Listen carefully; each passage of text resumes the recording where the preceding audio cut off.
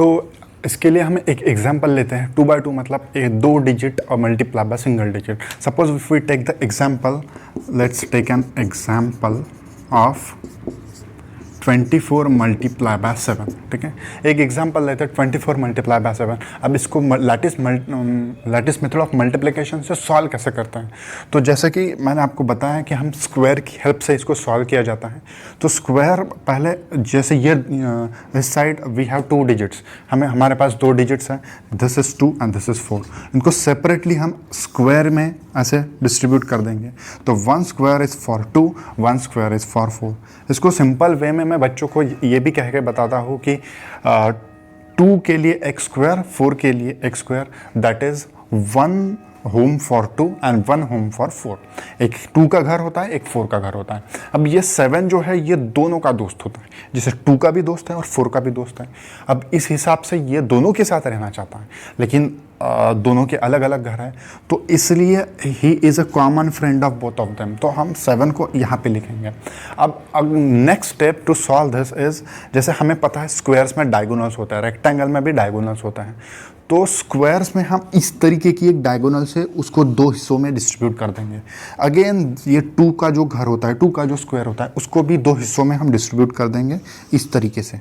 तो ये हमारा हो गया सेकंड स्टेप। अब थर्ड स्टेप में हमें मल्टीप्लाई करना होता है, जैसे कि 7 this is 7 and this is 2। तो हमें 7 और 2 को मल्टीप्लाई करना होता है और उसके मल्टीप्लिकेशन हमें यहाँ पे लिखनी होती है। The same we will do for this कि 4 मल्टीप्लाई बाय 7 और उसकी जो मल्टीप्लिकेशन आएगी वो यहाँ पे आएगी। अब ये मल्टीप्लाई कैसे करते हैं हम ये देखते हैं, जैसे कि वी विल नो कि 7 4 ज़ा 28। ठीक है, तो ये जो प्लेस होती है this whole row is for ones. ये जो होती है ये पूरी की पूरी row is for tens and this is for 100। ठीक है, तो 7 multiply by 4 is 28, that is will write here as 2 8 28। Then again we'll come back on this 2. So then 7 multiplied by 2 is 14. तो we'll write here as 1 4 14। ठीक है, अब last step जो होती है हमें एडिशन करनी होती है। उसमें हम ऐसे करेंगे, जो 1 प्लेस के डिजिट है उनकी एडिशन करेंगे। यहाँ पे तो सिंगल डिजिट है, तो we will write it as it is, that is 8। हम उसको वैसे ही लिखेंगे। उसके बाद जो है वो we'll come back and we'll shift to tens place. Tens place में जो होता है वो 4 and 2 होता है, और 4 and 2 की हम एडिशन करेंगे। जितने डिजिट्स उसमें होंगे उतने की एडिशन करेंगे। जैसे आपको ये रो जो दिख रही है इसमें है 4 and 2, अब हम उसकी एडिशन करेंगे, that is 4 and 2 that is 6। Last में will come on 100 place. 100 place पे होता है 1, और जितने भी डिजिट्स होंगे हम उसकी एडिशन करेंगे। यहाँ पे सिंगल डिजिट्स है तो हम उसको एज इट इज लिखेंगे। तो हमारा आंसर है 168। जो नीचे जो हमने आंसर निकाला दैट इज आवर आंसर। ठीक है, तो 24 multiply by 7 is 168, that is it. तो बच्चों को ये मेथड सॉल्व करने में काफ़ी इंटरेस्टिंग और काफ़ी अच्छा लगता है। काफ़ी मल्टीप्लिकेशन इस मेथड से इजीली सॉल्व कर सकते हैं, क्योंकि ये एक इंटरेस्टिंग वे होता है मल्टीप्लिकेशन सॉल्व करने का।